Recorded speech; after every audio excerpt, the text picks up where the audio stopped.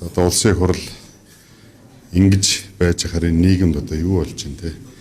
Ингэж байж хар тарах хэрэгтэй шүү дээ.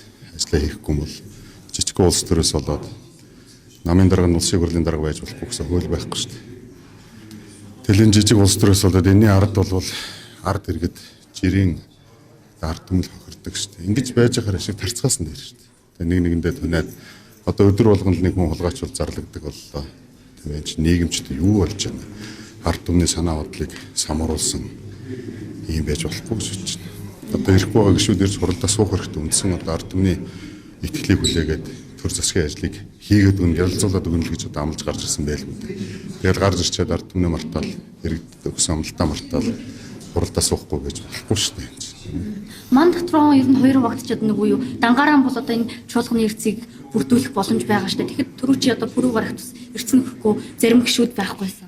Тэгээ одоо ганц нэг гишүүд ирээгүй юм шиг байна уу манай Монголоор дэна намын бүлэг дотор. Ирээд хуралдаа сууцгаа одоо болцгоод байна. Миний хувьд бол одоо цагтаал ирдэг.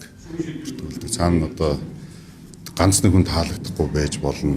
Бүхэлдэн одоо энэ ард иргэдийг ингэж готаа доромжилж болохгүй шүү дээ. Доромжилж шүү дээ. Ард иргэдийн мандатыг бол одоо Арц намын гишүүдчдэр Монголоор дэна намын гишүүдчдэр хийгээд өгөн та нарын төлөө одоо чөмгөө дундартал ажиллана гэсэн байлгүй дээ. Одоо энэ дээрээ суух хэрэгтэй шүү дээ. Тэр хийж байгаа улс төрийн танхим дотор хийх хэрэгтэй л гэж болж байна.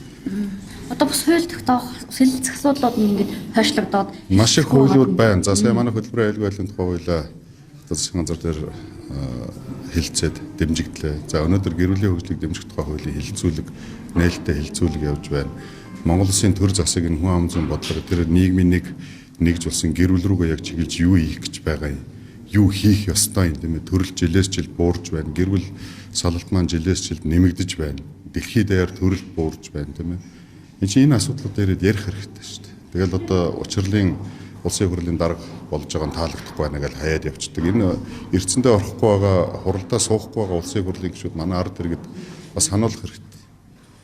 Тэгэхээр нөгөө ерөнхийлөгчийн санаачсаад игүүлэн дотох хуулийг та ер нь дэмжиж байгаа юм. Дэмжиж байгаа. За мэдээж хэрэг одоо энэ парламентын дархлаа Монголын төр бас тогтворгүй байж болохгүй. Тэр хуулиар дамжуулаад Монголын төрийг дуртай улсын хурлын гишүүнээ татчихдаг хэлэмгдүүлэлт бол байж болохгүй. Гэхдээ улсын хурлын гишүүдийн ёс зүй, сахилга батыг ярьдаг байх нь зөв шүү дээ. Одоо сахилга бат тийм зүйл байхгүйгээс болоод цалингаа бүтэн авч байгаа. Туслах зөвлөх одоо тэр орон нутг руу явдаг зардал марлаа бүгд аваад явцгаасан байлгүй. Одоо энэ хуралдаа ирэх байгаа гишүүд ард түмний татврын мөнгөөр цалин мөнгө авч байгаа. Ирээд ажиллаа хийх хэрэгтэй.